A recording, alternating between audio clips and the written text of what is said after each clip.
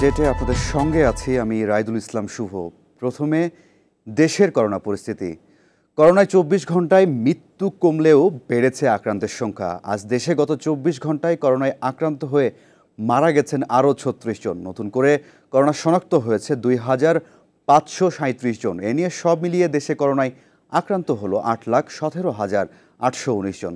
তাদের মধ্যে সুস্থ হয়েছে ৭,৫৫,৩০২ জন। সব শেষ হিসেব অনুযায়ী দেশে করোনায় আক্রান্ত হয়ে মারা গেছেন মোট ১২,৯৪৯ জন। স্বাস্থ্য অধিদপ্তরের বিজ্ঞপ্তিতে এসব তথ্য জানানো হয়েছে। এবার বিশ্ব করোনা পরিস্থিতি। বিশ্বে গত ২৪ ঘন্টায় করোনায় আক্রান্ত হয়ে মারা গেছেন ১০,১৬৪ জন এবং নতুন করে আক্রান্ত হয়েছেন ৩,৫৯,১২৭ জন। এ নিয়ে বিশ্বে মোট করোনায় মৃত্যু হয়েছে ৩৭,৬২,৫৭০ জন এবং আক্রান্ত হয়েছেন ১৭,৪৭,৩৮,৭৬২ জন। এছাড়া সুস্থ হয়ে বাড়ি ফিরেছেন ১৫,৩১,৮৩,৯৩৫ জন। এদিকে ভারতে গত ২৪ ঘন্টায় করোনায় আক্রান্ত হয়েছেন ৯১,২২৭ জন।